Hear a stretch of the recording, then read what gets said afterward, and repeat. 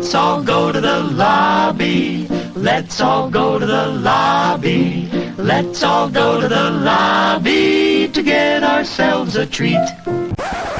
Little Hand says it's time to rock and roll. Bring the noise.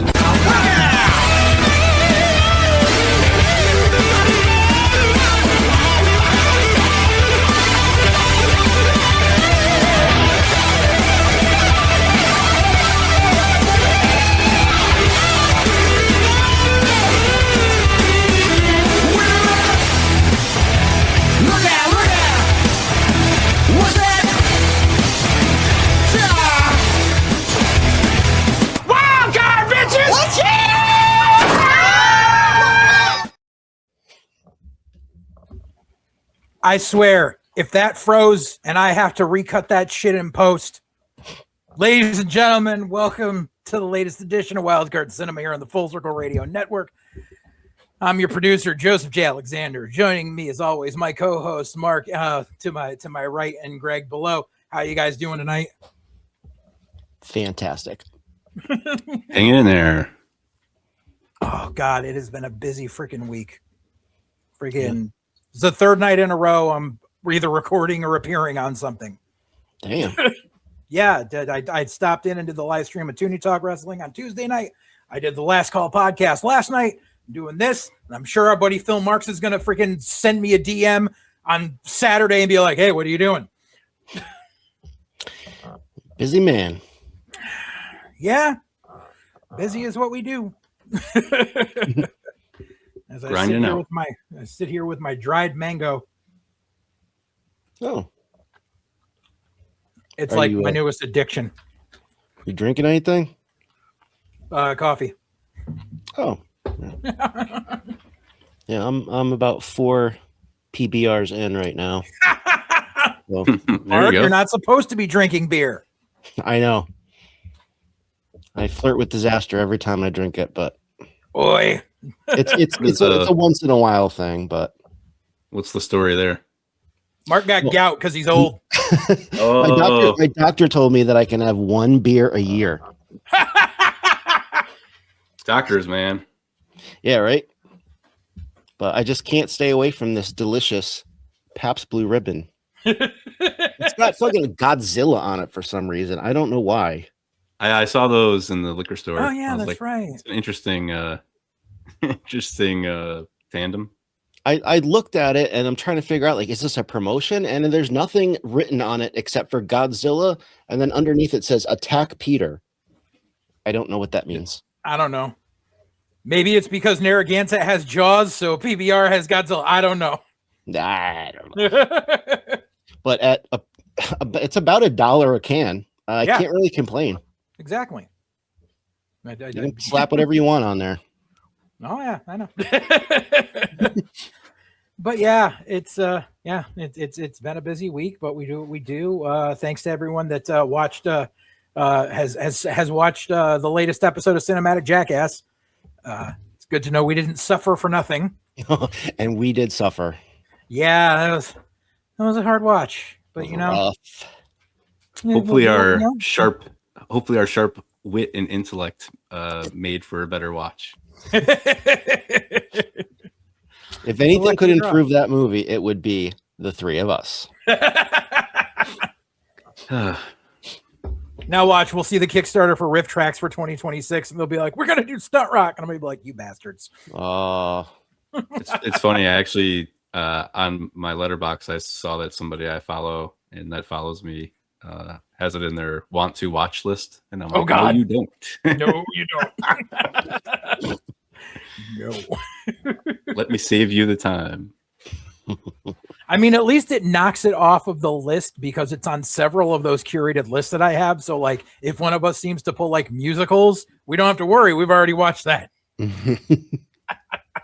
Oh. But yeah, but that's Cinematic Jackass. That's the other show we do. This is Wildcard Cinema. Maybe you're tuning in for the first time. You came across this in the algo and you don't know what the hell we're about. Well, that's okay, because I have past JJ to take care of that for us. The season consists of 11 episodes in total. Every episode features reviews of 3 specific movies, one from each of our 3 panelists. That means every show, you're getting 3 different perspectives and 3 different films to analyze and dissect. Prior to the beginning of the season, each of us has written down our movie selections on slips of paper. Those slips are put into our own personal containers, a collector's cup, this crystal skull, whatever was handy at the time. At the end of each episode, we each make a blind pull from our stash, and those 3 pulls become the movies we'll review on the following show. The films we review today were chosen at the end of episode 8. When we make our pulls, we all have to keep a straight face. No tipping your hand, no smirks, and no groans. Just a straight-up poker face. That way, nobody knows what to expect until we sit down to review on the following episode. Now, the reasoning behind our movie choices can be just about anything. Maybe it's a film we think deserves more attention, or one we feel was overhyped and overexposed. Maybe it has an elaborate story behind its production. Maybe it's a film that one of us just hasn't gotten around to watching and needs to cross off the old bucket list. Or maybe it's a movie one of us just absolutely hates and wants to vent about it to the group. Each panelist has their dealer's choice on when they make their reveal. Before the discussion starts, the dealer may show or hold until everyone else is weighed in. And then there's the show's namesake. Mixed in with those slips of paper is one that simply says wild card. If that gets pulled, that panelist gets to throw in a movie that wasn't part of his original lineup. Think of it like a sideboard card in tabletop gaming or the river card in poker. That one surprise element that keeps everyone on their toes. As of this episode, there is still one wild card in play for the season. The one most solid, long-standing rule is that every movie has to be available online, whether on a streaming service or video on demand, so anyone watching can track it down and watch at their leisure afterwards. So let's begin the fun! And from this point forward,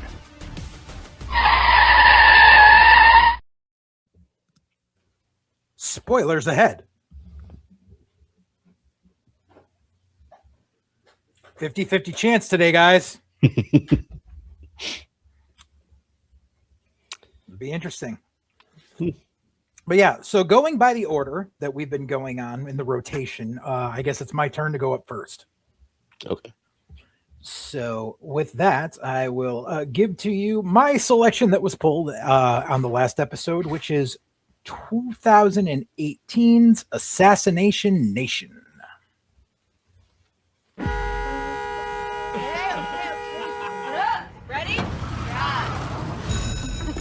Oh my god, I love this song. What song? This song. Give me all your venom, yeah, I love that shit. I heard there was a party at Greenwald's tonight. Can you imagine if any of this got out?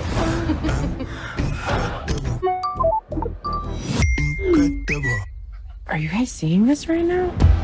Half of Salem just got hacked.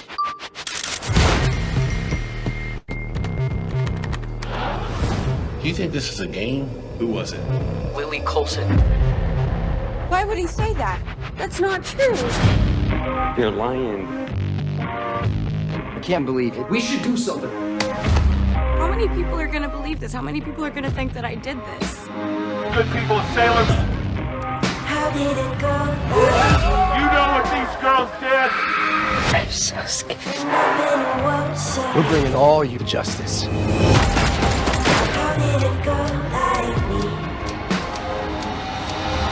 Who knows? Maybe I'll get pissed off and fight back.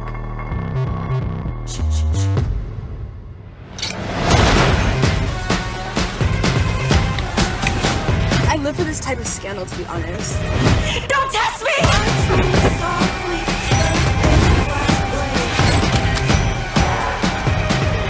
Don't test me! You may kill me, but you can't kill us all.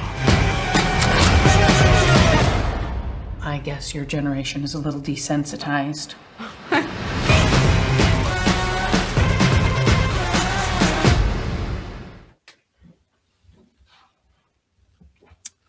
Released in 2018, Assassination Nation was written and directed by Sam Levinson, starring Odysee Young, Suki Waterhouse, Bill Skarsgård, and Coleman Domingo.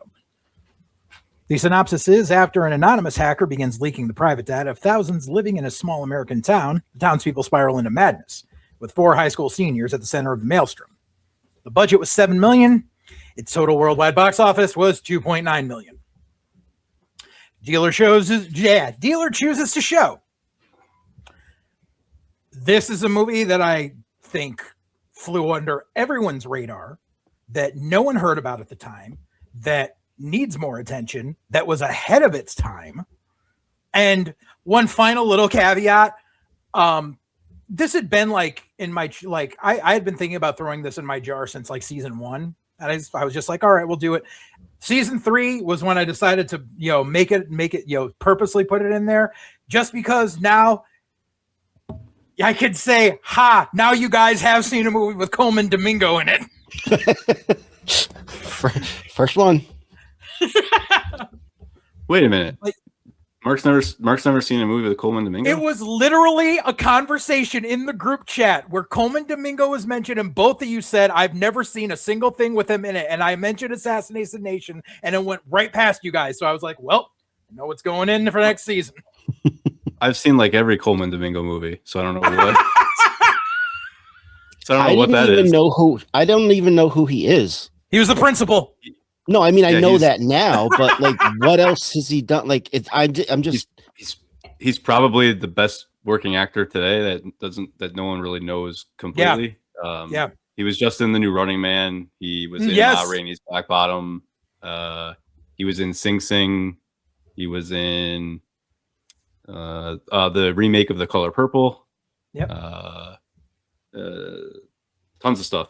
He's also in the TV show Euphoria, which I will be talking about when I talk about this movie.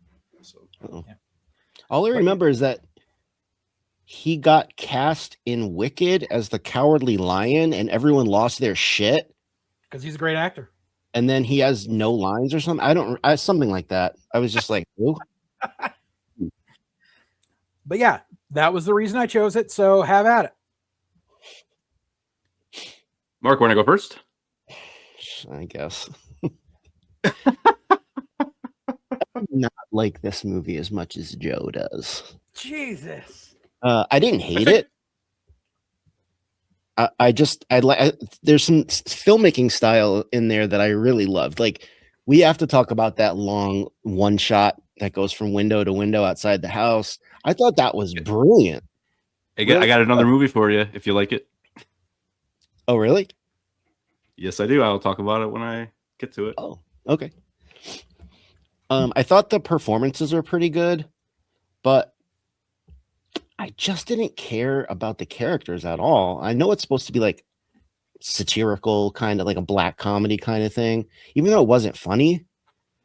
It exists in this no man's land where it's not a comedy, it's not horror. It's like Heathers. Yeah.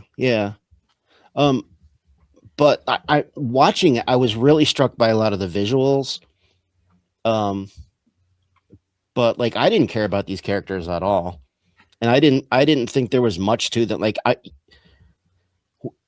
it's like they have surface level characters, but there's nothing below, like beneath that. I couldn't tell you a single thing about any of those girls, really. Like, I just didn't connect, and there was that element of like, they're supposed to be teenagers in high school, and they are so oversexed. It's just like, I mean, even the lead That's girl. The way it is now, dude. But even the lead girl, she walks around in every scene wearing these short shorts with her ass hanging out. I'm like, who goes to school like that? Nobody.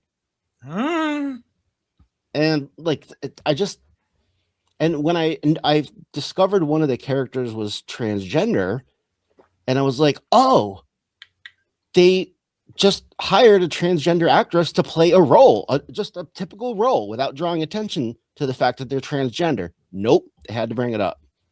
And I was a little disappointed with that. It's like, you couldn't just put her in the movie as a teenage girl. It has to be a transgender character. I thought that was a little odd, but it's basically all I have to say. I mean, I would watch it again. There's some really good stuff in there. Joel McHale was not one of them. I thought he was really miscast.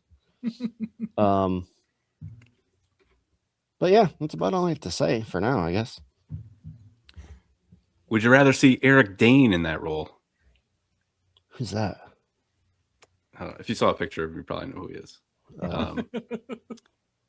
Because he plays a similar role in Euphoria. This movie could be the pilot for Euphoria. You guys know what Euphoria is? I know what it is. I haven't watched it. Same. You should if you like this. You should, because Okay. it's basically a larger extension of this. Coleman Domingo also in Euphoria. Great cast too. Jacob Elordi, who obviously is now going to become a superstar once he takes the Bond role. Sydney Sweeney, Zendaya, Angus Cloud, who was in Freaky Tales. Rest in peace. Great cast. Sam Levinson also has a trans character in that show. I don't know what his obsession with trans females fitting in high school is, but maybe he has a trans person in his life and he feels that the representation needs to be there. True. Yeah, maybe. But I have seen this before because of Euphoria. Actually, I saw a poster of it at the AMC when I was seeing something else, and I didn't catch it there. It was only there for a week. But then Euphoria came out the year after, and I was like, oh yeah, I want to see more. I want to see whatever this guy directed. For Mark, if you loved that one or Outside of the Window, you can watch Sam Levinson's other movie, which is on Netflix. I'm gonna look it up the title now, but I believe it's called Marley and Me. It also stars Zendaya and John David Washington. Basically, with the dog. That's a dog movie. Oh man, I think it's. Oh, I'm sorry, Marley and Me. It's called Malcolm and Marie. It's called Malcolm and Marie. Way off. Yeah. Well, I got the two. It's an Eminem, so yeah. You know. Actually, Greg, I will watch that. Like after having seen this. Yeah. So Malcolm and Marie is a little more self-contained. It's basically just Zendaya and John David Washington after he has a movie premiere or a play premiere, I forget, and then it's the rest of the night in their house. Basically, just them talking, and it was obviously filmed during COVID, so it's very self-contained. But there is almost I'm not going to say shot for shot, but that scene outside of the home is very indicative. It's almost the same. I remember watching Malcolm and Marie for the first time. I was like, whoa, this is the same. This is this exact same, shot style as this part in Assassination Nation. So Euphoria and Malcolm and Marie and this movie share a lot of the same DNA, obviously, because it's the same director and writer. I got to say, he, like Mark said, he is very stylized, which I like. I like stylized things. Yeah, same. I put the character's speech opposite Coleman Domingo is so good, and he's just like, this is high school. But she's absolutely right. Really, he also, I think Levinson captures high school in a pretty solid way when you break it down to like relationship and some of the toxic things that happen. I think, like Mark, a lot of the like you want to talk about over sexualized. Euphoria is very over sexualized. That's all I ever hear about it.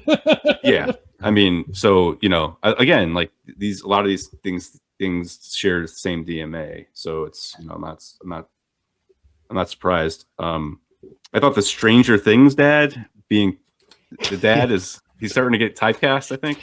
Yeah. I thought the constant positioning of the American flags throughout the movie was pretty brilliant. I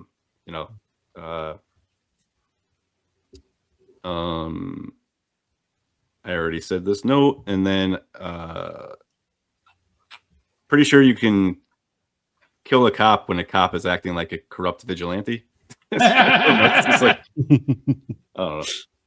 But yeah, I just think Levinson thrives with visuals in his work. That's certainly on display here.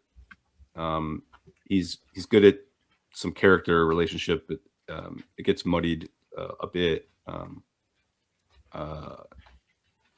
But I thought even the opening credit scene was really captivating to look at. But yeah, again, I'm a fan of Euphoria. I've seen every episode twice.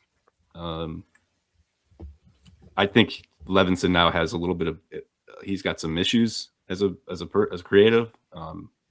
He made a lot of people do stuff they really didn't want to do in Euphoria. Then he worked on that. Then he worked on that show with the Weeknd for HBO that was dreadful, and it was apparently also a nightmare to work with on that. So I don't know what future holds for Sam Levinson. I will say Euphoria season 3 comes out in 2 months. They were actually able to cobble something together. So after like 5 years, it's back. So, but yeah, like solid movie. I liked it when I first saw it. I like it. I think at the beginning I was like, why did I like this? And then I kind of like settled into it and I was like, oh yeah, okay. It's saying a lot of interesting things. I'm vibing with it. And if you like Euphoria, I don't see how you couldn't like this. Aside from the all-out assault that the town goes through, everything else. Aside from that, everything else is in the TV show. So I mean,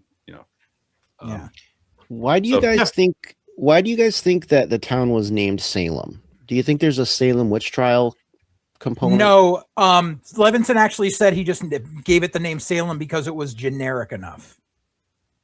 Because there's Salem, it's one of the most recognizable town names ever. But there's Salems all over the U.S. There's a Salem, Mass. There's a Salem, Connecticut. There's a Salem, Oregon. There's a Salem, North Carolina. Like there's a Salem everywhere. It would be like him naming it Springfield.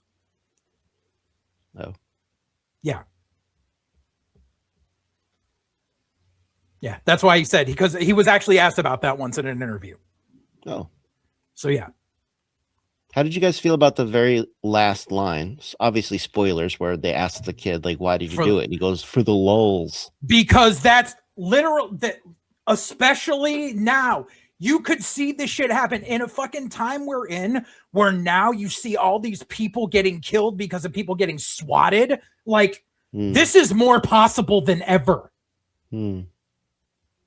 Well, I would argue that it's not possible because we just did have a pretty big exposing of people's personal lives and emails and investigations called the Epstein files, and ain't nobody writing about that. They haven't even arrested one single person in this country. Not in this country, other countries. Yeah, Prince Andrew just got arrested today, dude. Yeah, I know. I'm talking about America. Hey man, when you're also talking about billionaire class. Yeah, we're talking about working class, and literally how many Netflix and true crime series there are about people who have shit that's happened because their personal shit got hacked and they got swatted. Like it's like it's like at least one episode of Dateline every month now. Also, it can still come down on people who are billionaire class, or maybe not billionaire, but millionaire class, because the Sony hack destroyed a ton of people's lives and careers. So, it's because the current situation has so much of the actual leadership and administration ties to everything. That's where. And that's why it's, I've been seeing that. And speaking of, you want to talk about the e-files, guy that I talked to, Nicola Piccolo, he's the former head of Paradigm Talent Agency in Hollywood. He's a fucking up guy.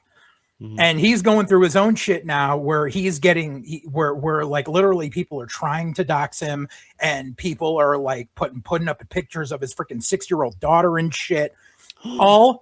all because of wrestling. Because he represents a lot of high-level people who left the company owned by the Khan family to go work for WWE. And the Khans are pieces of shit. And Tony Khan is a billionaire Nepo baby. I'm sorry for all you folks who usually tune into White Heat. You're getting a repeat here. Tony Khan is a billionaire Nepo baby who literally sent bot armies after this guy. And he has the proof. And he keeps putting it out on Twitter because he's like, go ahead, Tony, sue me. He wants Tony Khan to sue him for defamation, so he has to go in for discovery. But that's how bad. And the thing was, the person that was behind it, that was trying to get him fired for Paradigm, that was on Tony Khan's payroll, is the head of that talent agency that all the rock stars just left because he got implicated in the Epstein files. Oh, damn. Yeah, is it the Wasserman? Yeah. Is that Wasserman? Wasserman, yes. And that's the thing too. He has shown me screenshots of emails. Yeah, I was actually speaking to somebody about this, and it's like we talked about how no one in the country has faced any kind of anything really repercussion, and I'm like, well, Wasserman has to sell his company, and then they're like, well, yeah, so moving cart, but it's happening.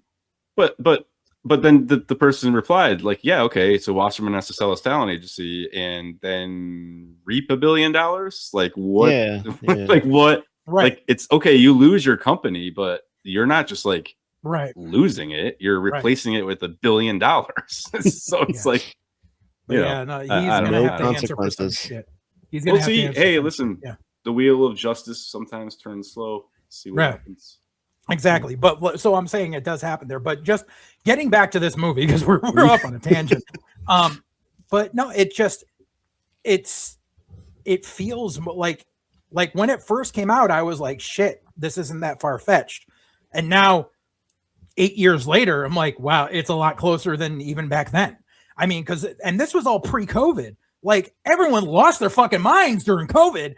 And this became like, imagine if, say this movie was made 2 years later, 3 years later, after COVID had hit, and Levinson had the opportunity to write that in. When the town's going ape shit, imagine if he wrote it that the town was under quarantine. And then it's you can see how, because people are so disjointed now, thanks to shit like social media, that they lose their minds so much quicker. That the one encapsulating scene that gets me every time I watch this fucking movie is when they drag the girls out and throw them in the police car, and the cops stated there, and it's everyone riding with their fucking rifles and shit, and he's on the freaking CB, and he's like, we're good people, tune on the news any fucking day and you see that. Yeah Like, it's fucking insane. And that's why, like, this movie's a cautionary tale, like, if not anything else. And I love some of the nods to it. Like, I mean, like, obviously Greg mentioned like the placement of the American flag and stuff. The not like in that third act during like the attack and everything, right before the girls are talking, they're watching Battle Royale on the screen and they're talking about straw dogs. And it's just like, it's all coming together. Cause like, that's what, like, watching this movie, it feels like a combination of Heathers, Battle Royale, Straw Dogs, and Mean Girls. Like, yeah. It's nuts. But yeah. And like the notes that I took down this time, I said, I feel like, and it goes back to the first thing you said, Mark. I said, I feel like I'm definitely showing my age because these girls talk way too adult to be teenagers to the casual viewer. However, sadly, that's a state of the world that we live in now. And kids that age speak like that now. Like, we seem to think like we lived in a simpler time. And no. And kids are fucking now in the streets. Like, it's. I guess I don't have my finger on that pulse necessarily because I look at the fact that I have a niece that graduated high school 4 years ago and is now pregnant with her second kid. Whoa. I've always been told that like kids nowadays are actually kind of the opposite. Like especially when they poll younger people and they always say they want less sex in movies and TV. Yeah, they want less on the entertainment side, but I'm going to be completely frank with you right now. I will completely demonetize my ass. Kids these days, the fucking teenagers these age treat eating ass as second base. That's how fucking bad it is. Damn. Yeah. Yeah. Well, this has been very eye-opening. Yeah, I was gonna say I'll pass on that. Yeah.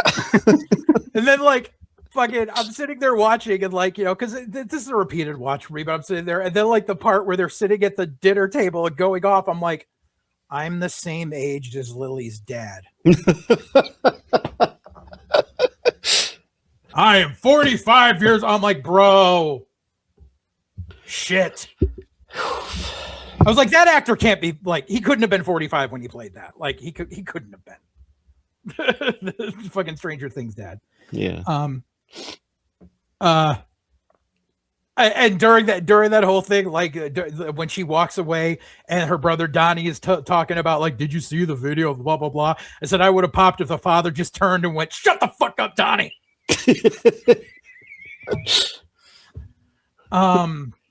I said all you need to do is put your phone on silent. I'm not sure where that. Oh, and I think it was like when she was trying to hide or some shit. Like, no one knows how to put their phone on silent. Worst parents. Yeah, worst when like, and this is another like hot button thing that really needs to get talked about is like when it gets found out that she was the girl in all the pictures and everything, and she comes home and they literally just drag her the fuck out and throw her out and lock the door. And I just wrote worst parents ever, because that's the kind of society where we're in, where yes, okay, she shouldn't have done what she did, but she's also a teenager. The married guy fucking knows better. Yeah. But no, we're going to punish the girl. And that's something that goes on so much in every like, just, I don't want to use the term slut shaming, but that's basically what it is. It's always blame the woman. Yeah, that's a good point. Yeah, I mean, that's probably on purpose. Right. I mean, it was on purpose in the movie, but the thing is, it's a sheer reflection of what goes on in reality. And that's the sad state of affairs. Yeah. And, you know, that's why shit like that worries me. And like, I remember the first couple of times I saw this movie, I'm like, these chicks are fucking badass. But like sitting back and really watching it this time is like, yeah, they eventually get there, but holy shit, everything they have to fucking go through. Like it fucking pulls your fucking strings. Yeah, I said it was a little on the nose watching Battle Royale. Yeah. It was, but yeah, just fucking everything. And I'm sorry, Bill Skarsgård was way creepier in this than any fucking scene where he played Pennywise. I did like him in that. He was in this. He's in it barely. He's her boyfriend though. Yeah, but and he's the one who's just like, you little whore. Like, yeah, but it opens with him like he's in one of the first scenes, and then like you barely see him after that. Like maybe he's got one other scene, and for a name like him, he pops. Well, he wasn't a big like he had just finished filming it when he was filming this. So he wasn't quite as big. You know, it was 2018. But the thing also is what I find is a really odd dichotomy. And I'm not sure if this was done on purpose. I don't know if it was. But it's weird to see Bill Skarsgård in this role where a few years earlier, his brother played the similar character in the remake of Straw Dogs. Oh. I never saw that remake. It's not that great. It's one of those movies that shouldn't have been remade, but they did.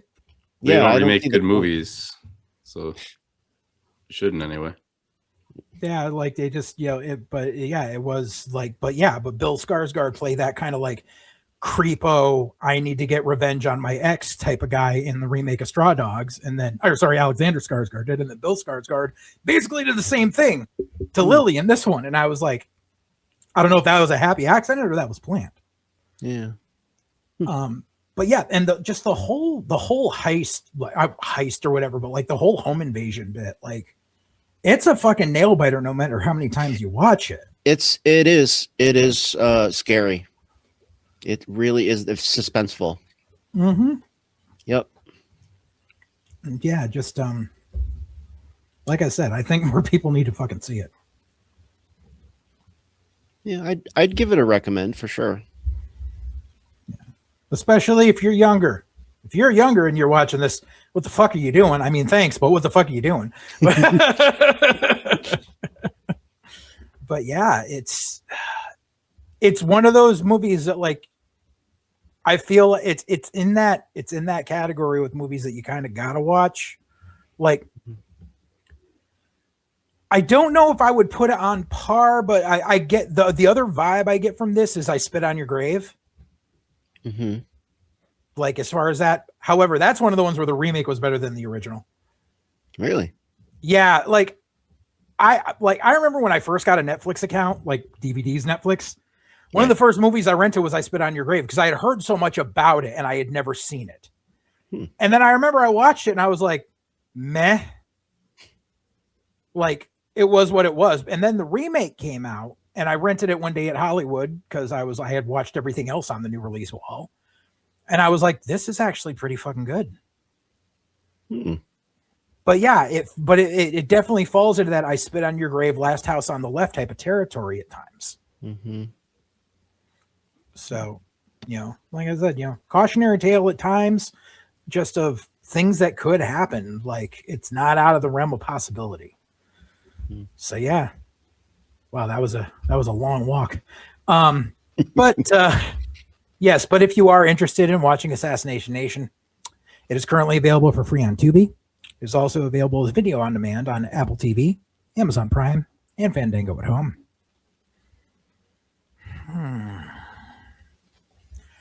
Okay, now that we've gotten the only English-speaking movie out of the way this week. Yeah, that was another one of those happy accidents. Yeah. Yep. Another weird coincidence because Mark's up next. This is 2 episodes in a row where we've had a vampire movie. Oh yeah. Oh, we could have had back to back. Either week we could have had similar things. We're all on like similar wavelengths apparently sometimes. Like, yeah, right. Like, this is a random draw that we do, but and we don't tell each other what we chose ahead of time. Like it's not like, by the way, these are the 10 that are going in my cup. Like we don't tell each other. So it's like it's that weird happy accident where it's kind of like a kid to like, they say like when there's a group of women, they're like, wait until their period starts syncing up. Like that's kind of So anyway, Mark, what was your selection? My selection was 2008's Let the Right One In.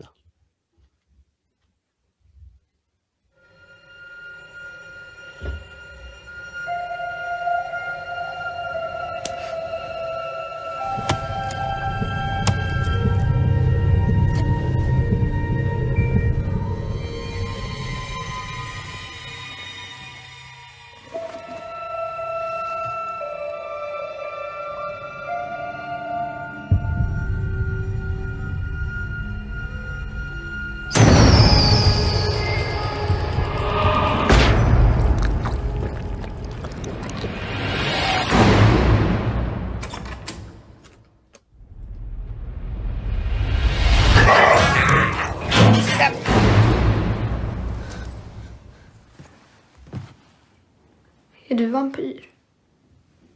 Hade du tyckt om mig ändå?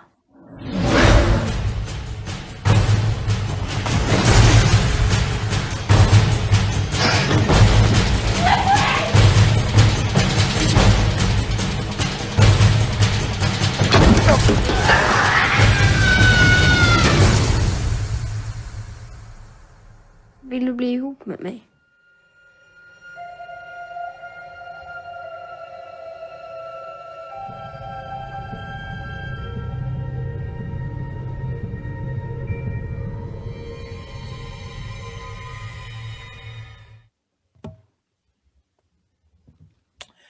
Released in 2008, Let the Right One In was written by John Ajvide Lindqvist, directed by Tomas Alfredson, starring Kari Hildebrandt and Lena Leanderson. The synopsis is when Oscar, a sensitive bullied 12-year-old boy, meets his new neighbor, the mysterious and moody Ele. They strike up a friendship initially reserved for each other. Oscar and Ele slowly form a close bond, but it soon becomes apparent that she is no ordinary young girl. On a budget of $4.5 million, its total box office draw was $11.2 million. Dealer's choice, Mark. I'm going to tell you up front. Okay. I fucking love this movie. It's one of my favorite vampire movies of all time. I mean, I got it on DVD. I just think it's brilliant. Greg, your turn to go first. Okay. Well, starting off, I thought Chloe Moretz Grace was fantastic in this. Dick. Very funny. I was hoping it would land. Yeah, that's one of those things that I was hoping to bring up because it was remade. Don't worry. Well, you don't you don't remake good movies. There you go. Yep. I actually haven't seen the remake, so I'll get to I have seen this though. I saw it back when everyone was like, "Holy shit, you got to see this!" So like right after it came out on DVD. And I have to say, my favorite vampire movies are the ones where they look at the vampires where they have to be as close to human as possible. I'm just like a sucker for that. I'm not going to name any of them because maybe I'll pick them at one of them at some point. But there are a ton. I love all of them. And this is another one.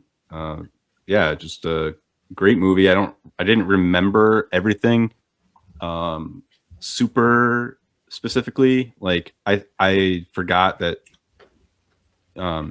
she would chastise the old man that he needed to be helping her. Like she's more in like command of him than he would. You know, I kind of remember the relationship being like a little bit differently, being that she's so young and kind of domineering at a time. It's pretty interesting. And I know it's been done before, but it's like such a creative idea to like make a small kid the vampire. Definitely takes a, interesting twist. I have to say, I watched this on Kanopy, and they do what I think most movies should do that have subtitles. They put the subtitles in the bottom black bar. I never understand why they don't do that. A lot of things, I never get that. I don't know. But there are some like even for such a well done like plot driven character study, there are some like vicious like scenes in this. Yeah. When the guy falls off the awning and just like his head just slams against it is insanely rugged. Great makeup work there too.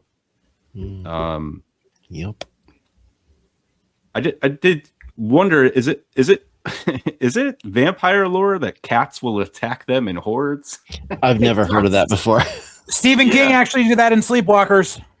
Oh, okay. It was very like out of place. I was like, why are they like swarming her? It's not necessarily cats, but it's like some animals, like they know it. Like yeah, in lore. Actually, it's funny that I said her because I she says she's not a girl, and there's some stitch work there. I don't know what's going on. She was castrated. Okay. Yep. Yeah. Interesting. If you read the book, yeah.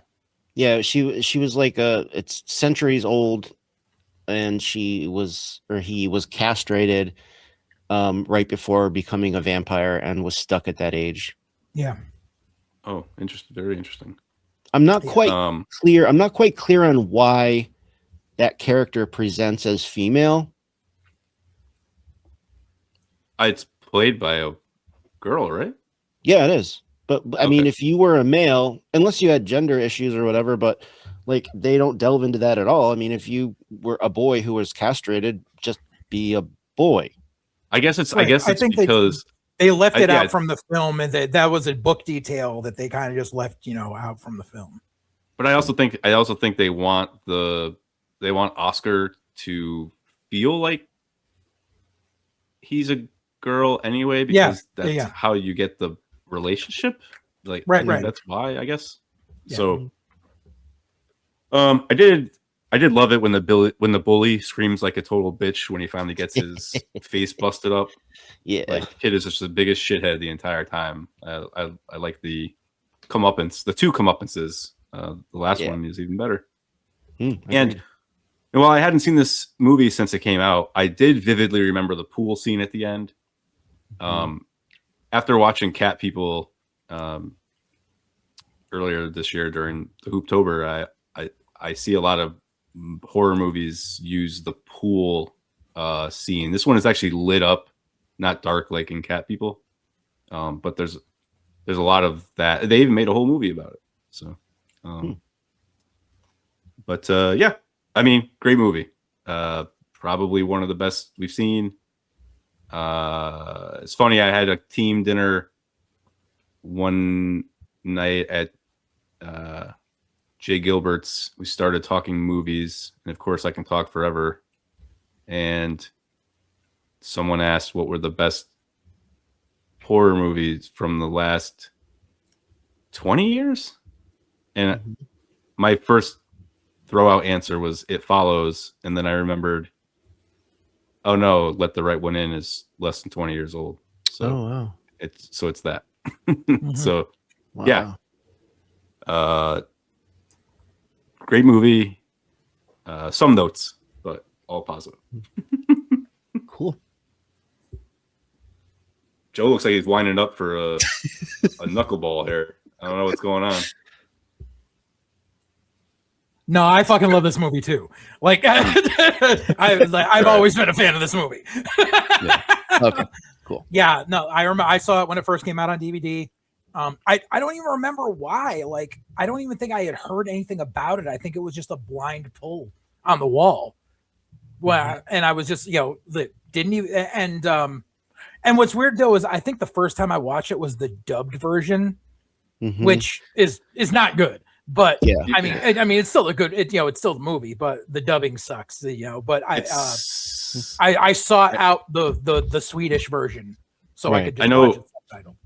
I know Joe has a no anime rule on it, or he did at the first season. Yeah, I don't know. You haven't talked about it. You haven't talked about it in a while, but yeah, I can't watch movies with dubs unless they're animation. Then I'd rather get the dub because it doesn't matter. But I think I told you guys the first time I tried to watch Old Boy, all Netflix had was the dub, and it was like, and it was so horrendous.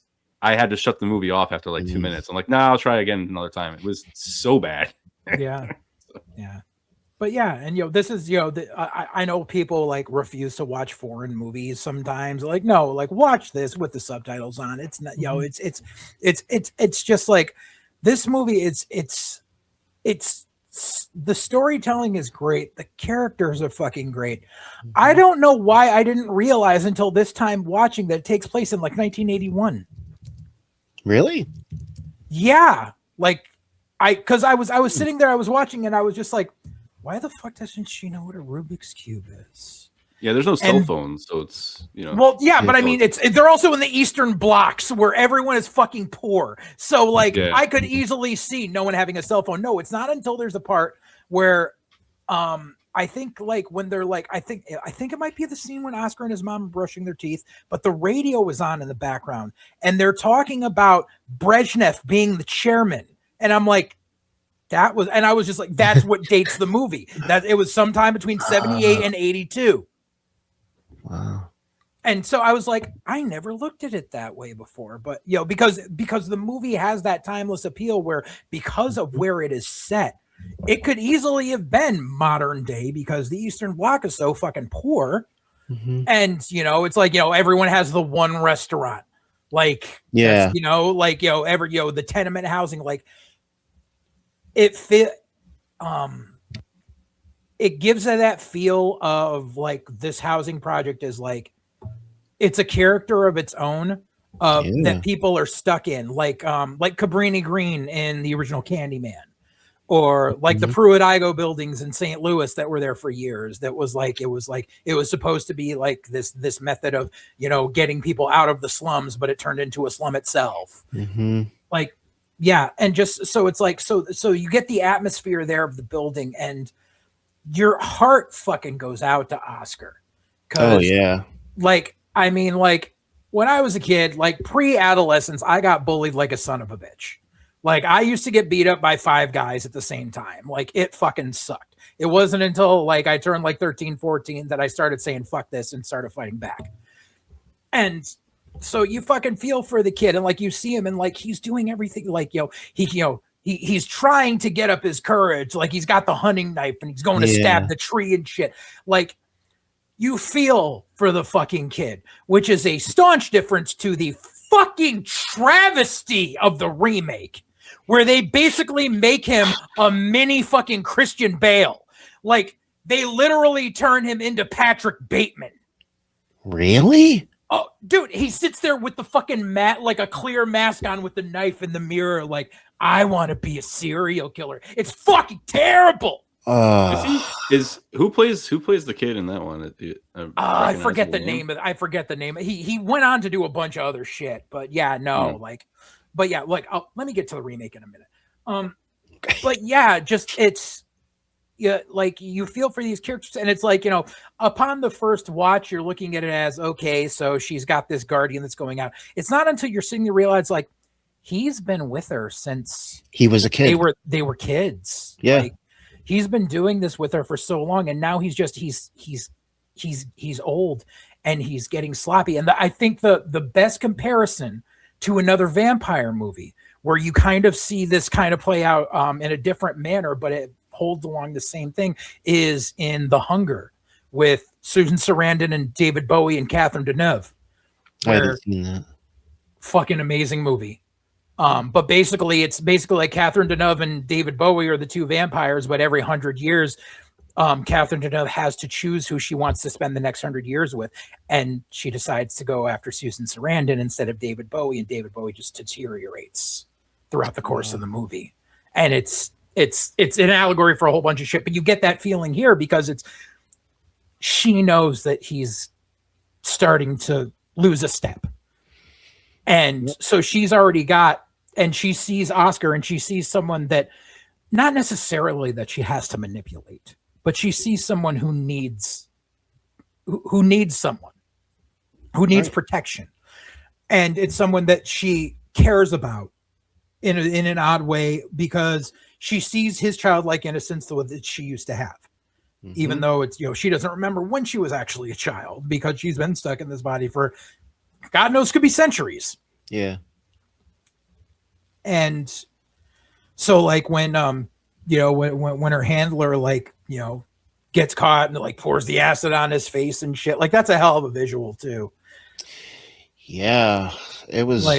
That's a tragic. There's so much tragedy in this movie. There is. I forgot how melancholy I feel after I watch it every time, because I haven't seen it in a while. Where it's just stuff just sticks with you. It's like, oh my God, it breaks my heart. Right.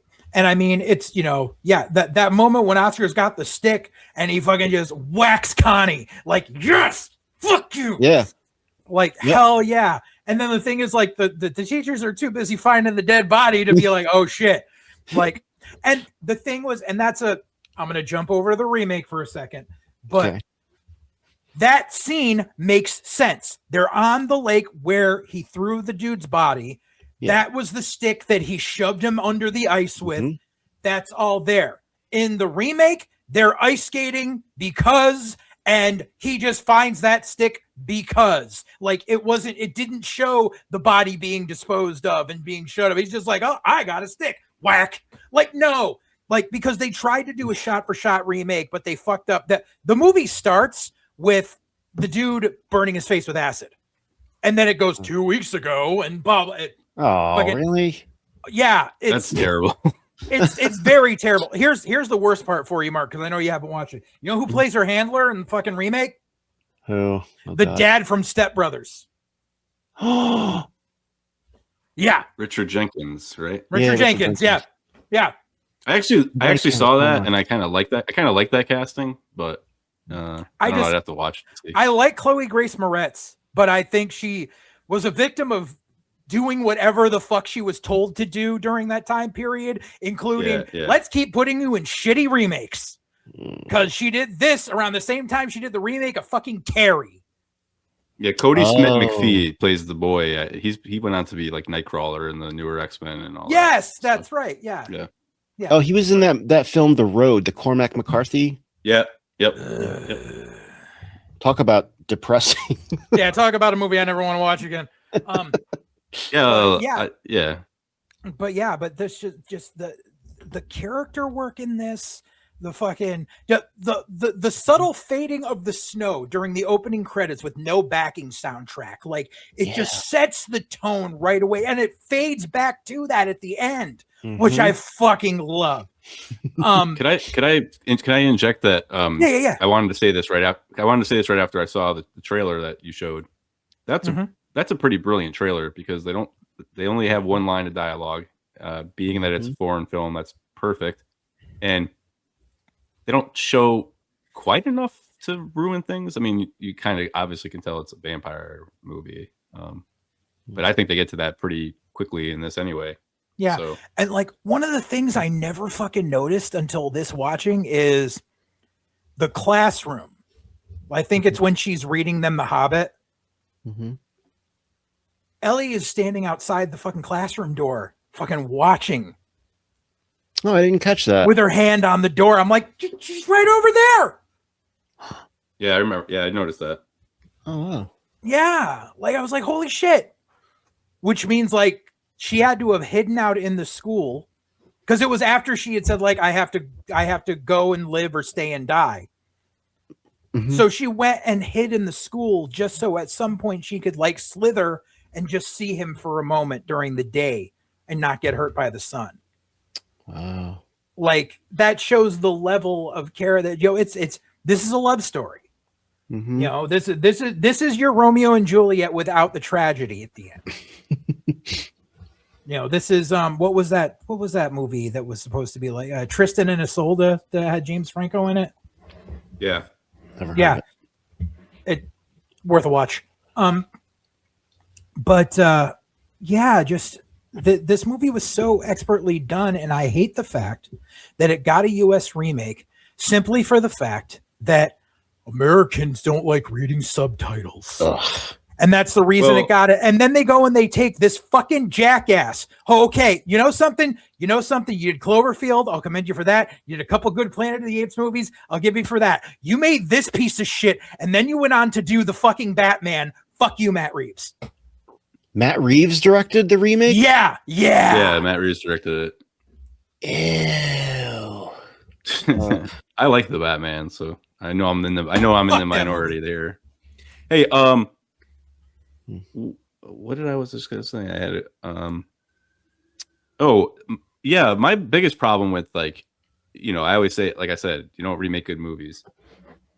The problem is Hollywood has this, like, like you just said, something foreign hits and they're like, we need to make the English version, and I never understand that. It's like, right, you can't just watch a movie with subtitles. I mean, there's no reason. It's like, did you guys see the movie Another Round with Mads Mikkelsen from like 3 years ago, 4 years ago? I have not. I've been meaning to, but I haven't. Yeah.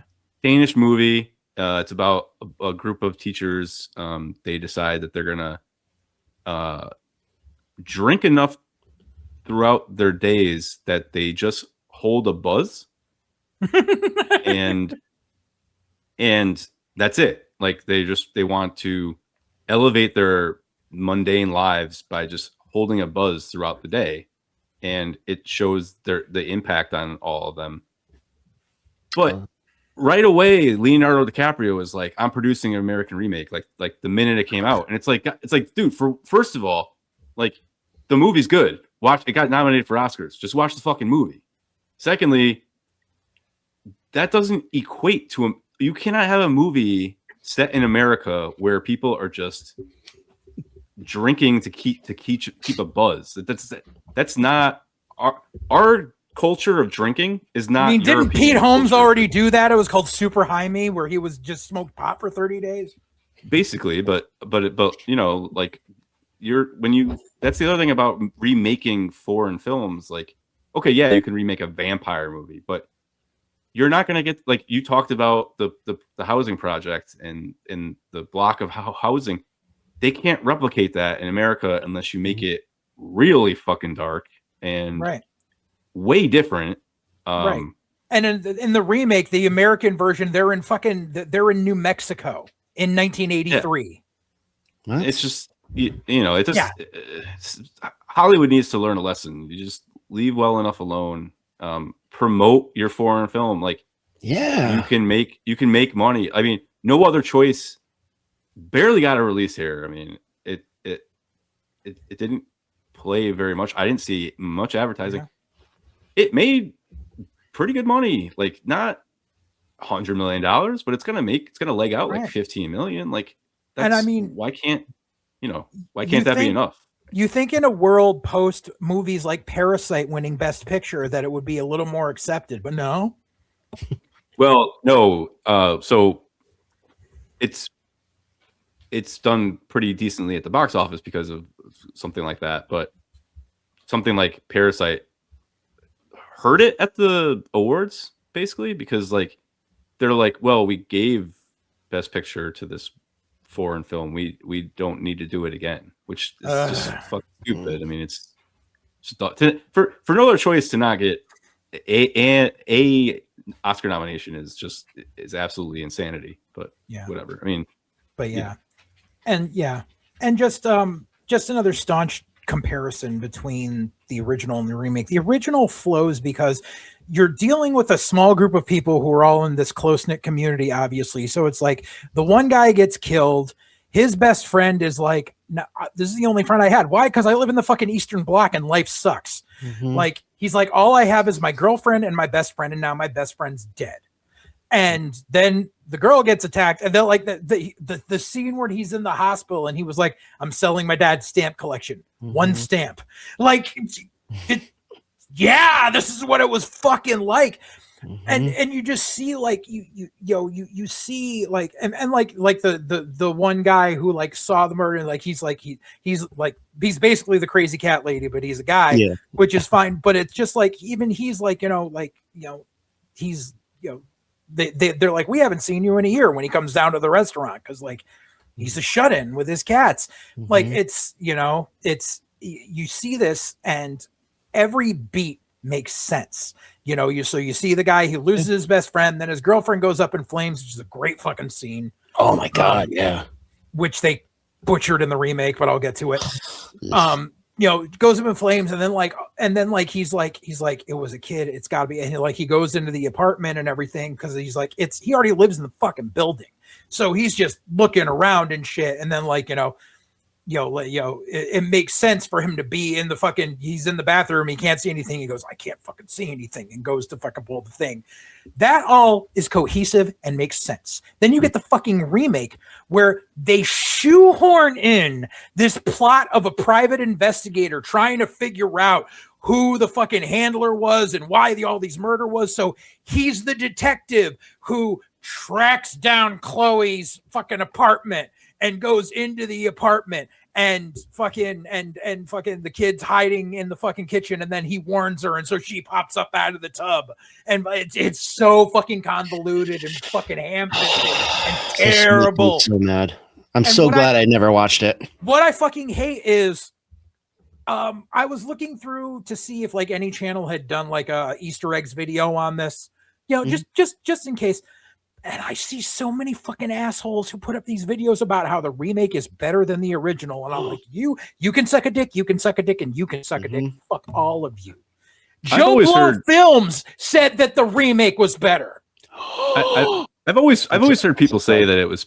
I've always heard people say that it was like solid, which is like, okay, I'll give you. I mean, if that's your opinion, solid, that's fine. I mean, just saying it's better is absolutely ridiculous. I mean, so. Yeah, no, like this movie stands on its own.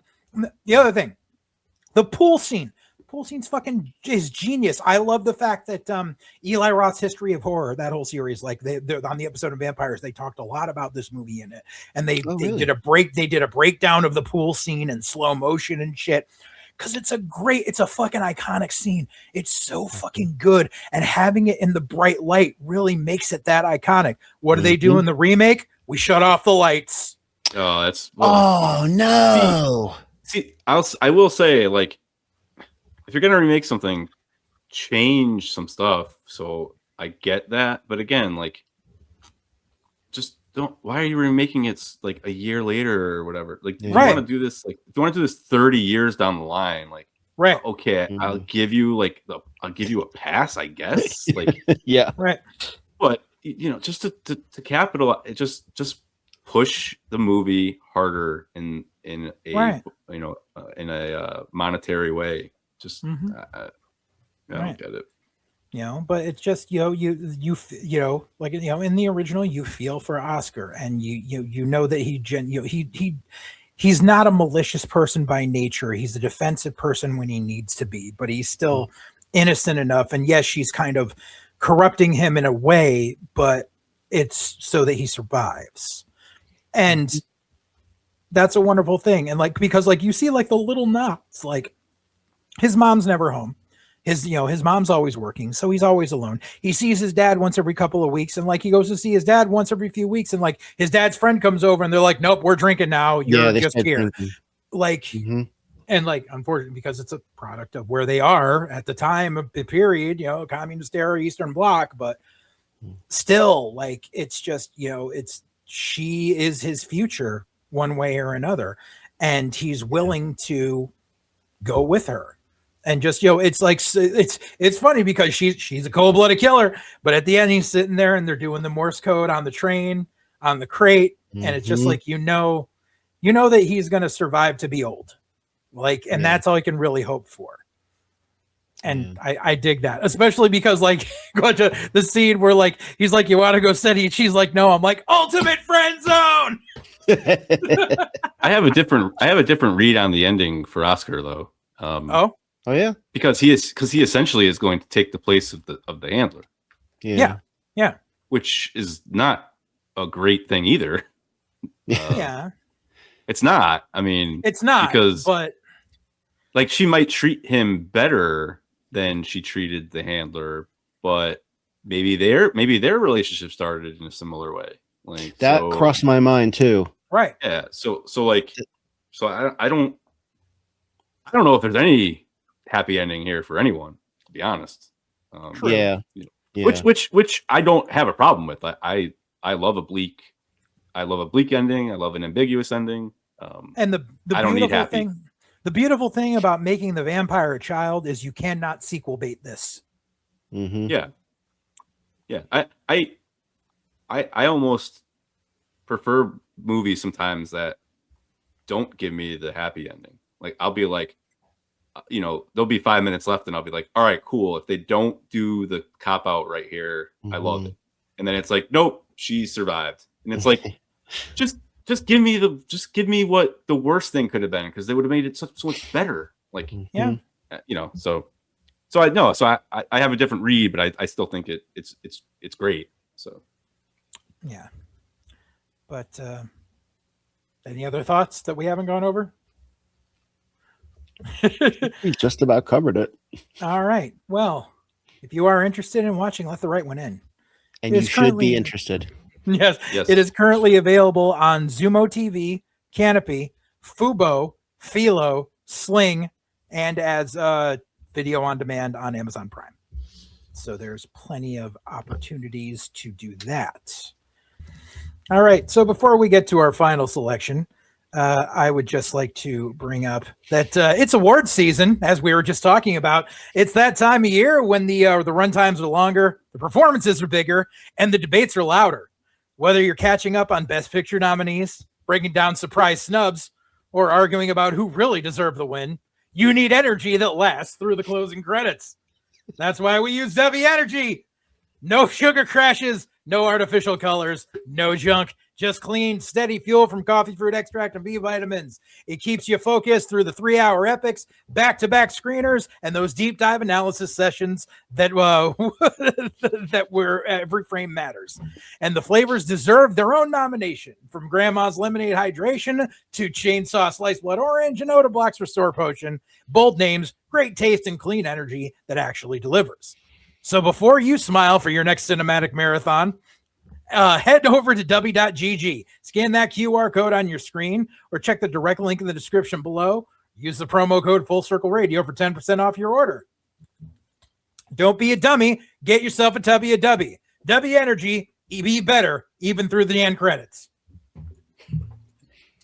Well done.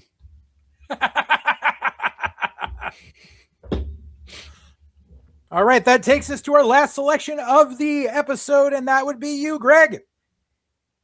Before I get to that, I did want to say I mentioned actor Eric Dane during our Assassination Nation talk. He plays the pseudo character that Joel McHale played in Assassination Nation in Euphoria. And as I was just checking my feed, Eric Dane has passed away today.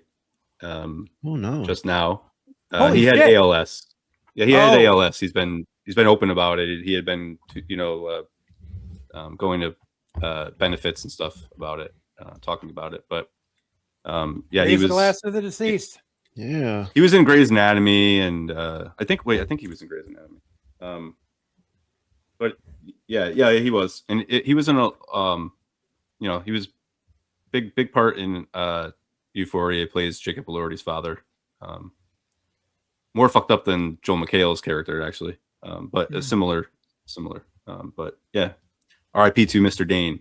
Unfortunate. It's a pretty good actor, underrated. Is a lot of smaller things. But yeah. But for my pick, I picked 1960s Breathless. Si vous n'aimez pas la mer, vous n'aimez pas la montagne, si vous n'aimez pas la vie, allez vous faire foutre. New York Herald Tribune. Patricia. Je voudrais qu'on soit Roméo et Juliette. Oh là là. Qu'est-ce qu'il y a, Michel? Je suis un grand boxeur.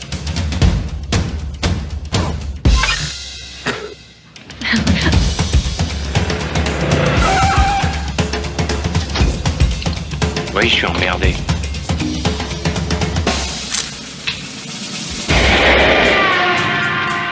Connaissez-vous ce garçon?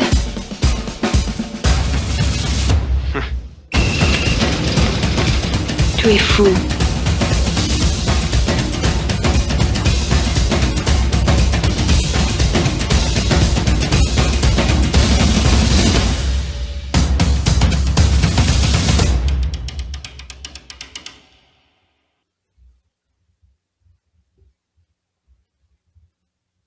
Released in 1960. Breathless was written by Jean-Luc Godard and Francois Truffaut, directed by Jean-Luc Godard, starring Jean-Paul Belmondo and Jean Dorothy Seberg. It had a budget of $80,000. I could not find any box office totals on it. The synopsis is a small-time crook hunted by the authorities for a car theft and the murder of a police officer attempts to persuade a hip American journalism student to run away with him to Italy. Dealer's choice, Greg. I'm also going to go first to follow trend. It's a hat trick. Hat trick. So, I said this is. This was your wild card. Yeah, this was my wild card. Oh, that's right. From the minute I saw, and I don't think I talked about it in our year-end review. If you haven't listened to our year-end review, go listen to it. One of my favorite movies from last year, and again, I think I might have skirted it because I had this in my pocket for wildcard, was Richard Linklater's Nouvelle Vague, which is the movie that is about the making of Breathless. Oh, really? And I had never seen Breathless before. Obviously, I have never seen any French New Wave films. I don't watch a lot of French films in general, I guess. But I loved Nouvelle Vague, and I loved it without even knowing what Breathless was, or seeing scenes recreated, or seeing locations revisited. I just thought it was a tremendous movie. Linklater does a great job of getting you to care about it, even if you don't know about it. He does a great job of introducing you to the characters that were behind the scenes. He basically does like a little. Every time a new actor comes on, he just puts in the title who they are.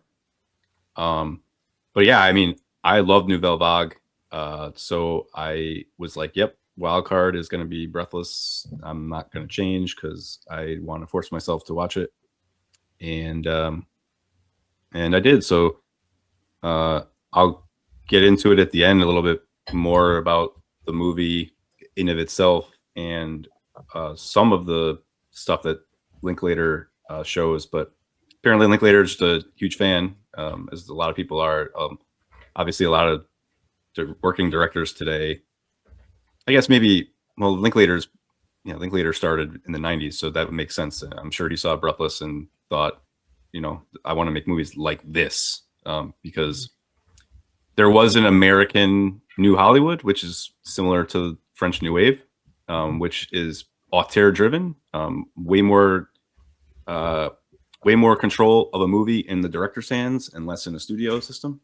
But yeah, interested in hearing what you guys thought. All right, I guess it's my turn to kick it off. Sorry, I didn't realize yours was finished.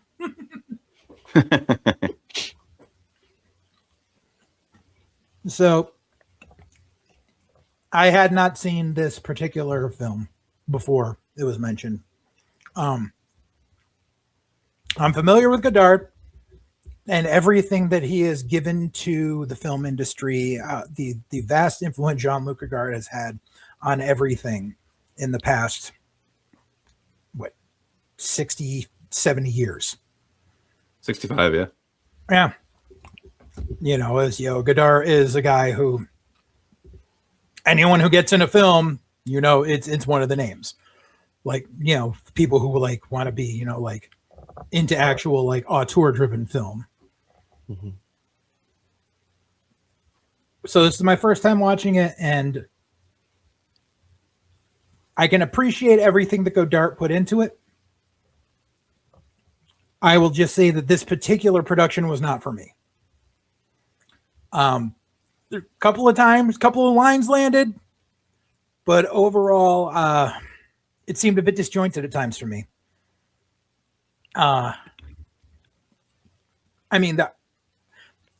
It's a masterclass in what he was able to do, because he literally filmed he filmed all of this no permits or whatever. All the extras are literally just people who were on the street.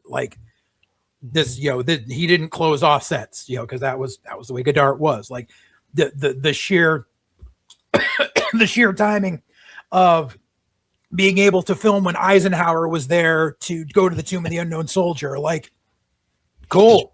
Wrote it into the movie. Right. Well, he's like, I'm going to get that shot. So I'll just, throw in, the exposition on the radio, which cool. And I know the main character isn't supposed to be likable. That's I dug it right from the beginning. It was, the first line is, all right. After all, I'm an asshole. I was like, okay, we're off to a good start. But the girl isn't likable. And I don't know if she was supposed to be unlikable for the whole thing. Obviously, he's a criminal. He's on the run, but he wants to take this girl with him. And it is a gut punch when she betrays him. Because I'm like, what the fuck are you doing? Yeah. But yeah, I wouldn't say it's a bad film by any means. I'm not going to sit here and trash it. I can appreciate everything that went into it and what Godard was trying to do. This particular film was not for me. Mark, okay. Let's see. So I'd never seen this before. I'm not really big into the French New Wave films. However, this movie grew on me the longer I watched it. The more, I guess, the thing I liked about it was there's a scene right in the middle where it's the bedroom scene. It's a big chunk of the movie, which is very long. Yeah. Yes. That's the scene I was like, it clicked for me. I was like, oh, I'm digging this. I don't know exactly what it was, but I was on board. Like, I wasn't fully on board until that moment. And then for the rest of the film, I was pretty interested. I was like, oh, I want to see what happens. The editing's a little jarring. Yeah. And part of that is because it's not even a stylistic choice. It's just that they wanted him to cut the movie down. So he just like took chunks out of it.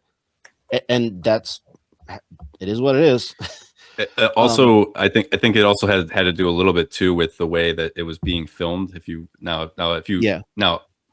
I would suggest you guys, based on what you said, you're high enough on it that I would say definitely watch Nouvelle Vague. Really I want to see that now. Never even heard of it. Yeah, you'll see like why a lot of this is the way it is. So Right. It's really, really cool. Yeah, the low budgetness of it was part of its charm for me. You could tell that they were like stealing shots. Like you could see people in the background like looking at the camera and like looking like what's going on here. Did you notice the guy that when the lead character is trying to steal a car after they leave the apartment, you can see the guy that owns the car seeing him fake trying to steal it, and he looks and then he starts to run towards him, and then they cut. And I was like, oh shit, like that guy was that was definitely his car. Yeah. That's amazing. Yeah. The cigarette budget on this must have been enormous. Can I wait? Speaking of enormous, my first quote is, I love that it opens up with Homeboy smoking the biggest cigarette I've ever seen in my life. Right? And then I wrote later on, why are his cigarettes continuously so girthy? Yeah. And I love when he makes fun of her for smoking Chesterfields because they're little. Yeah. Oh man. Yeah, he just like chainsaw, and he lights new cigarettes with the butt of the old one. Yeah, every single time. That was a nice touch. Because I liked how there's a running gag in this where he can never find a lighter. Oh, It might have been, I think because it's like a couple times, so that's why he's just always relighting the cigarettes off of the other cigarettes. He's always yeah. I also wrote that, guys, you might think the lead actor died from all the chain smoking or the self-made massive cigarettes, but no, he lived until he was 88 and he died in 2021. He outlived Jean. What's her name? The lead. Jean Seberg. Yeah. I thought she was gorgeous in this movie. She's so pretty. I'd never even heard of her. I'm ashamed to admit. Well, and this movie kind of kicked off her career too. This was her first appearance. Well, the thing about her that obviously the first thing you notice about her is her hairstyle. It's very short. Rosemary Woodhouse. Right. I was going to bring that up because when they made Rosemary's Baby, I remember a lot of people, when they talk about that movie, they're like, oh yeah, Mia Farrow was going to have normal, regular long hair. And then she showed up and with this look, and it was shocking. And nobody's ever seen this before. And it was so radical that she would have this haircut. I'm like, they did it like 20 years earlier in this. Yeah, but that because France is always ahead of the trends. Right. So yeah. So over there made sense. In America. Well, I think they're ahead of the trend even in the French New Wave because and I'm not knocking this movie. I love it. I own it. Like in 1960, you have this, and then you have The Apartment in Hollywood, which is like I love The Apartment, but that ain't this. So like they're both great movies, but one is very obviously studio driven, even though it's it's got a huge director, but you could see like the built sets and the dialogue driven aspect of it and acting. Yeah, in the acting aspects, it's got Lemon and Fred McMurray, and this just has like nobodies, and it's too. These movies could be like The Apartment could be made in the 40s. And this is, way ahead of that. So it's pretty interesting. It always reminds me of that scene in the Oliver Stone Doors biopic when Jim Morrison and Ray Manzarek are sitting there on the beach at the beginning, and Ray Manzarek's talking about wanting to be a movie maker, and he's like, I go to a studio and they're like, yeah, great, where's your script? And I go, I don't have a script. Godard doesn't need a script. Godard just takes a camera and shoot. And they go, well, yeah, that's great. Who's Godard?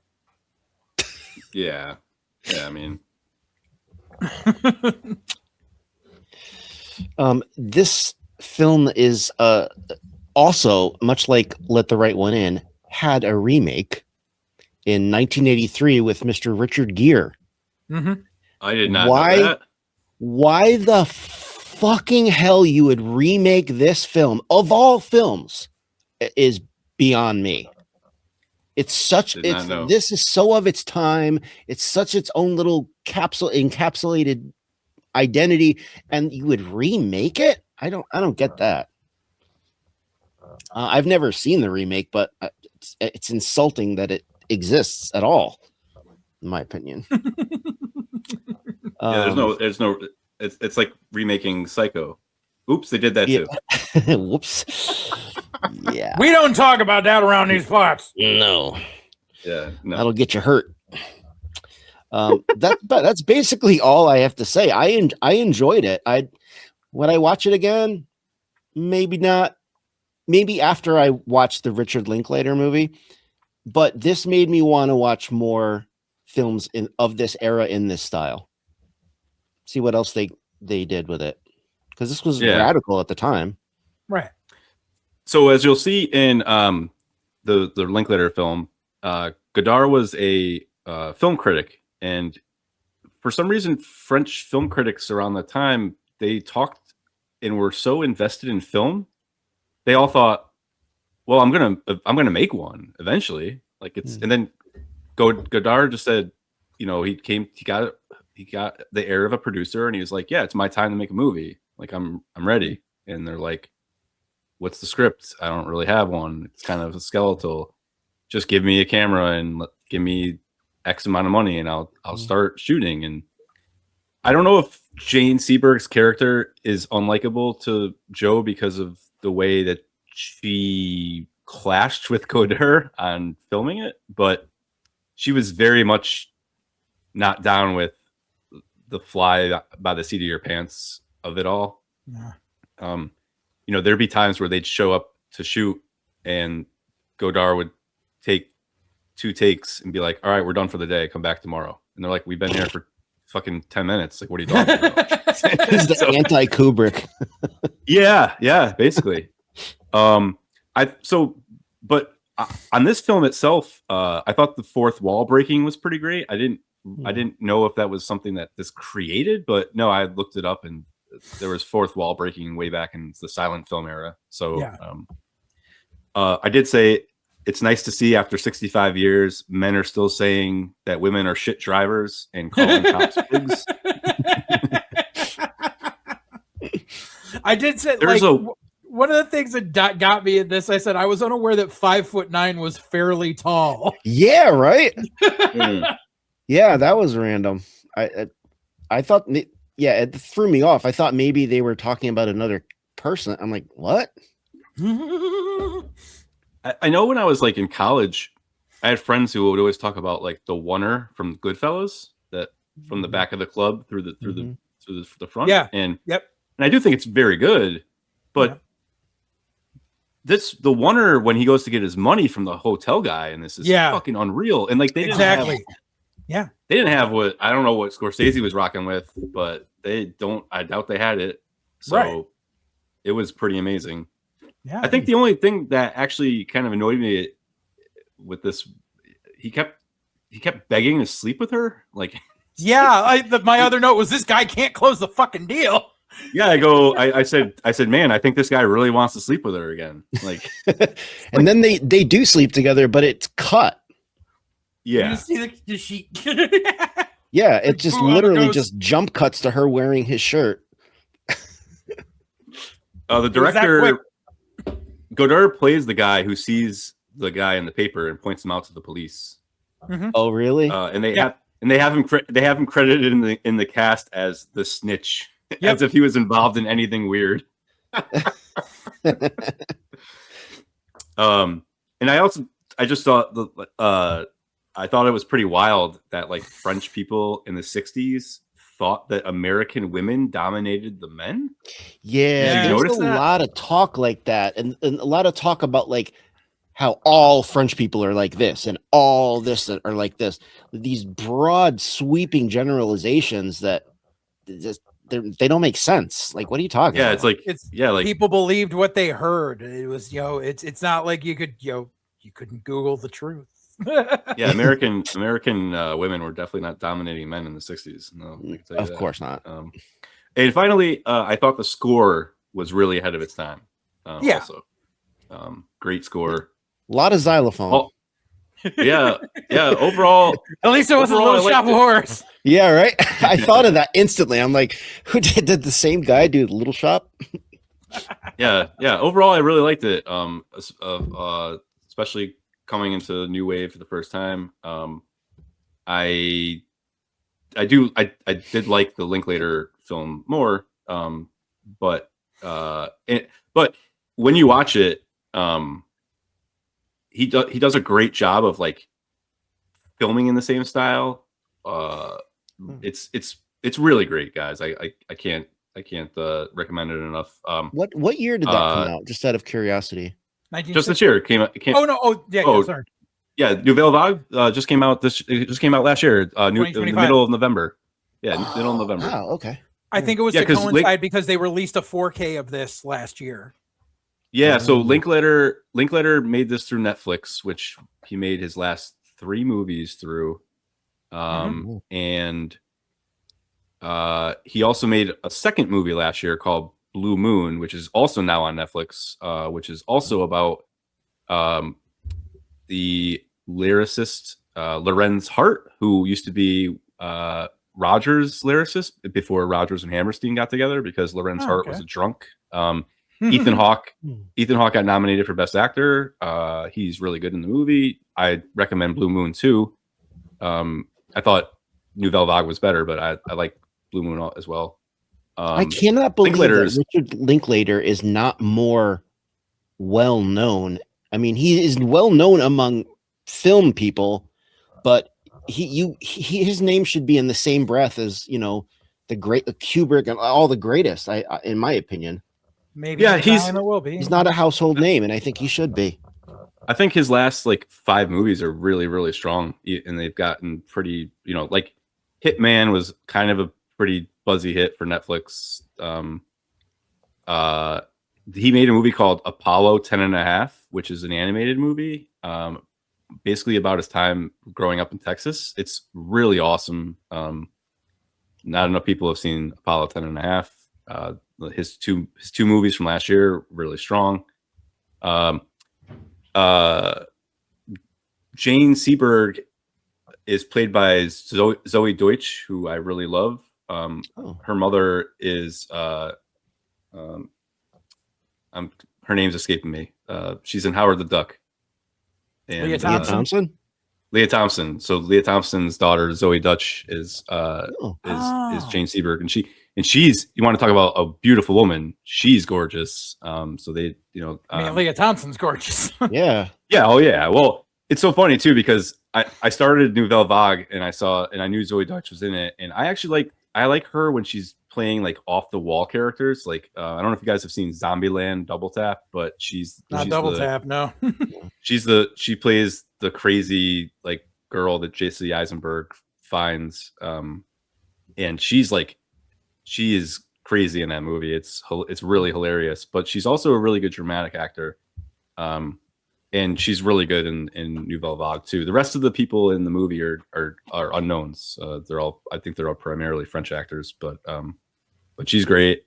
So yeah, I highly recommend that. So yeah, I had fun with this. It's really good. I'm glad to see finally watch a landmark-ish movie. I know I listen to a lot of film podcasts, and I hear people talk about the French New Wave like it's one of the most important things ever, and I've never seen any of it, so I'm happy to finally check it out. But yeah, I do recommend everybody see the making of film and this as well. And yeah, so good stuff. All right. If you are interested in watching Breathless, you got your choices. It's currently available on HBO Max, Hulu, Amazon Prime, the Roku channel, and as a video on demand on YouTube and Google Play. It's also on the Criterion channel. Oh, okay. So that actually it brings us to almost the conclusion of this. I would like to hey, look who's here. I would like to remind you all, and Titus would like to remind you all to like and subscribe. You can see our socials there on your screen. For our Facebook and the channel's Twitter. If you look down below, you can find our Letterboxd with every film we have ever reviewed on this podcast, with links to the episodes in each movie. So that's a beautiful thing there. Getting close to 100. Yeah, getting close to 100. And it's going to be interesting. I think the way we should format out is I think we should do kind of like what we did almost around the last time for the season finale is on the season finale, we should do our next cinematic jackass poll. And that way we can watch our next cinematic jackass. And at the end of that, we'll do our polls for the first episode of season 4. If you guys are interested in a season 4. Absolutely. Keep it going. Okay. Just making sure. Oh yeah. I'm not going to announce that we're going to keep doing it. And they'll be like, I want to take away. It was trying to kill it. He's trying to kill it. No, I'm not. Listen, I'm riding a high this week. I officially got my tickets to go see Rocky Horror at Studio 54. So nice. Yeah. There you go. Dude, did I send you the picture of the cast? Yes, you did. Oh yes, God. You did. Yeah. Oh my gosh. Holy shit. Yeah, making a day out of it. It's me and the Jew going. Oh wow, cool. Yeah, we're catching a 2 p.m. show, and I'm gonna try to score tickets to probably Seth Meyers, because trying to score tickets to Colbert in April is gonna be almost impossible because he's done in May. He's done. Yep. Yeah. But yeah, getting into 30 Rock would probably be a lot easier. Yes. Done for now. He'll find himself somewhere. Oh yeah, I guarantee Netflix or someone is gonna pick him up. You're gonna snatch him right up. Yep. Yeah. Dude, especially with the shit going on this week with the FCC fucking with him and him fucking right back. Yeah. So good. So more good. Fuel for the fire. Yep. But yeah, so it's time for our polls for the penultimate episode of the season. 2 to pull from. 2 to pull from. And there's still a wild card in play. Oh, let's see. If you leave it to last, we know what it's last. Well, yeah, if I leave it to last, but that would be funny because that would be 2 seasons in a row that it fucking happened. Oh, yeah.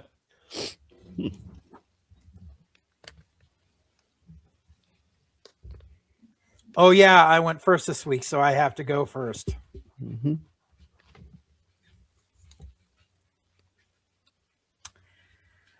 Looks like we're having a repeat of last season, guys. The wild card's still in the jar. I did not plan this. Luck of the draw. Luck of the draw, fucking draw, man. It's not like leaving it for a cliffhanger. It just happens. Yeah. So my selection for the penultimate episode is Starship Troopers 3 Marauder. Oh, you just made me watch 3 movies, Joe. We'll talk about it when we go off air. Gotcha. Mark, what is your poll? My poll is 2006's Apocalypto. Greg, what is your poll? I have 2009, and the film is titled Bruno. All right. I will put those in the drive, and we will reconvene in beginning of March for that episode. In the meantime, make sure to check out all our other episodes. Leave a comment below, especially if you're a French New Wave fan, and you think we're missing something, please feel free to leave a comment. But we're in click through the whole playlist. You got almost 3 full seasons of our show to go through. You ain't got to even go in order. That's the beautiful thing about being a blind draw. It's not like there's a running thing. It's, pick up wherever you want. But thanks for listening. If you're on YouTube, thanks to our viewers on Odysee. I know it's a new burgeoning platform, but I see that we're getting some viewers over there, so I'm very happy about that, especially because Spotify can go suck a dick. So, yeah, that's about all we got for this episode of Wildcard Cinema. So, for Mark and Greg, I guess we're just going to have to mash it on out of here. That be Mo Day, causing confusion, disturbing the peace. Since not an illusion, we running the streets. So bye-bye to all you groupies and gold diggers. Is there a bumper on your ass? No, nigga. I'm doing 100 on the highway. So if you do the speed limit, get the fuck out of my way. I'm DUI, hardly ever caught sober. And you about to get ran the fuck over. Move, bitch, get out the way. Get out the way, bitch, get out the way. Move, bitch, get out the way. Get out the way, bitch, get out the way. Bitch. Move, bitch, get out the way. Get out the way, bitch, get out the way. Bitch. Move, bitch, get out the way. I got the